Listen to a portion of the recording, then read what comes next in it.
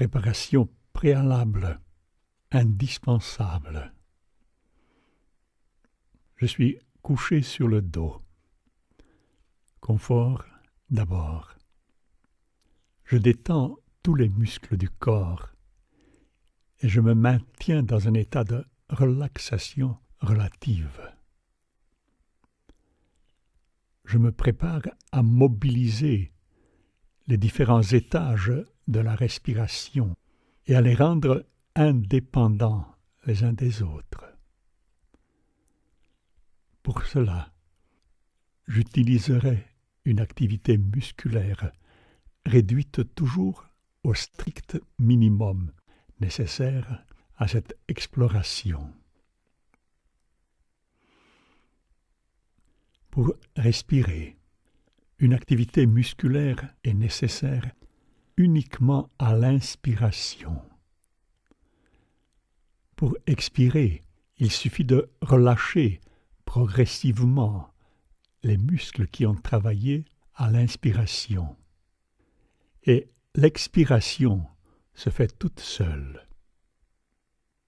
Je respire avec la plus grande douceur.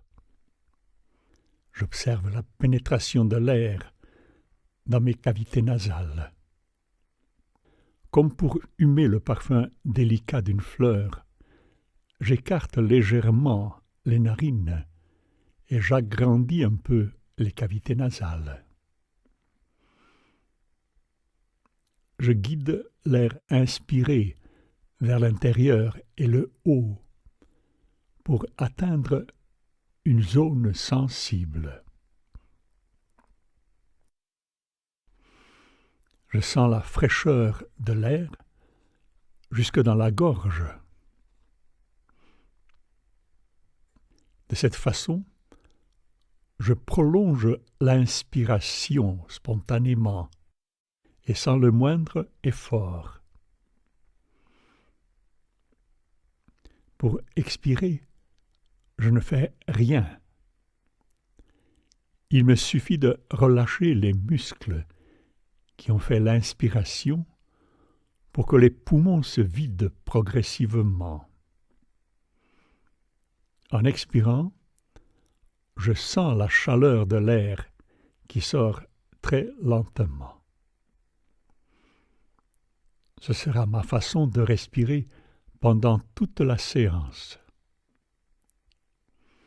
S'il m'arrive d'avoir l'impression de manquer d'air, je ferai un profond soupir et tout de suite après, je recommencerai à humer le parfum délicat de ma fleur. Respiration abdominale. Je place les deux mains sur le ventre sans appuyer. En inspirant, je gonfle le ventre sans effort. Pour expirer, je relâche progressivement les muscles qui viennent de travailler et le volume du ventre se réduit.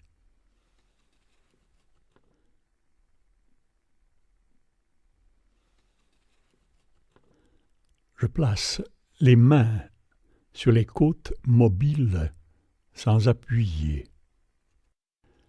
4 doigts sont placés sur la cavité du creux de l'estomac. Les paumes empaument les côtes. En inspirant, sans le moindre effort, j'écarte les côtes et, avec les mains, je sens leur mouvement. Je respire de cette façon pendant quelque temps. Cela devient facile, simple et naturel. Aucun effort, aucune contrainte.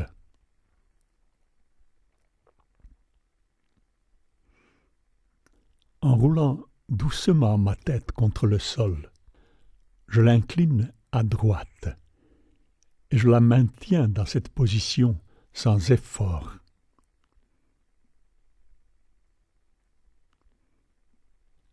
Je respire en ne mobilisant que les côtes du côté droit. Quand j'arrive à le faire facilement, j'incline la tête à gauche en la roulant doucement contre le sol et je respire en ne mobilisant que les côtes du côté gauche.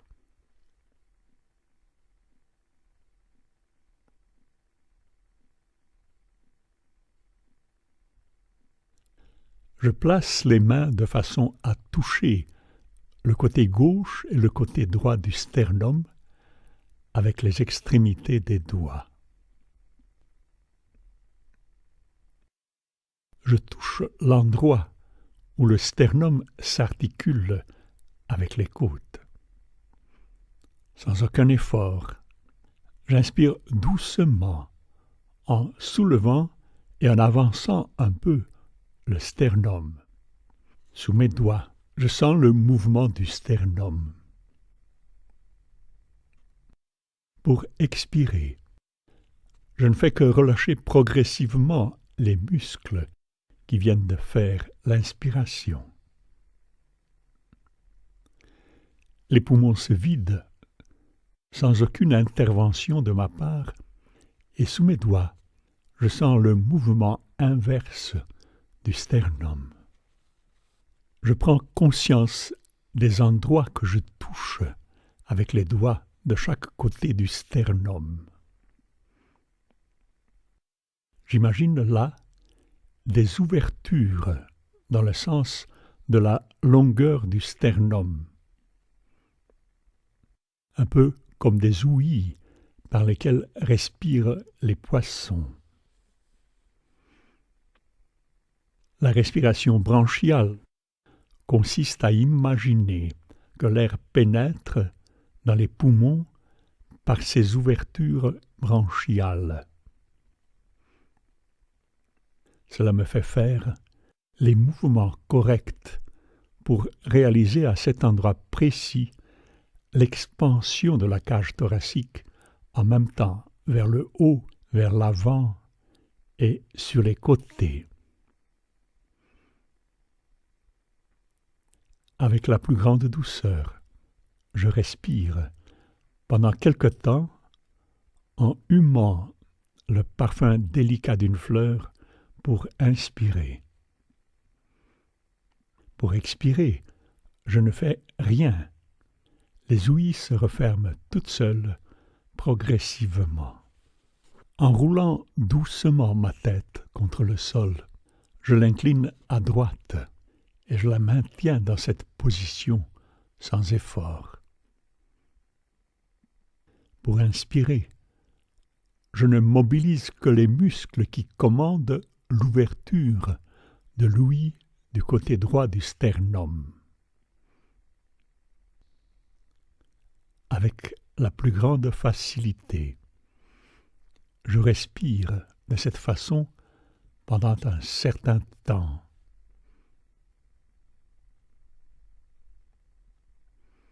Sous mes doigts, je sens l'activité du sternum du côté droit seulement. J'incline la tête à gauche, de la manière que je connais bien maintenant, et je mobilise uniquement l'ouïe du côté gauche du sternum. Je respire de cette façon pendant un certain temps, sans le moindre effort.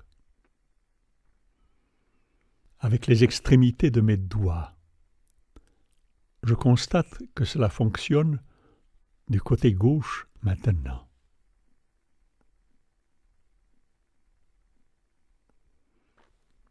Je place les extrémités des doigts sous les clavicules. Pour inspirer, j'imagine qu'il me faut soulever des petits couvercles qui ferment des petits orifices sous les clavicules. Cela me permet, dans mon imagination, d'inspirer en faisant pénétrer l'air par ces orifices. En fait, l'imagination me permet de faire travailler de façon sélective des muscles qui ne travaillent presque jamais de cette manière-là. Cela ne demande aucun effort, seulement un peu d'imagination et beaucoup de concentration. Sous mes doigts, je sens l'activité musculaire qui mobilise le haut de la cage thoracique. Je place la tête inclinée à droite. J'inspire en soulevant le petit clapet sous la clavicule droite seulement. Pas le moindre effort, et surtout, pour expirer, je ne fais rien.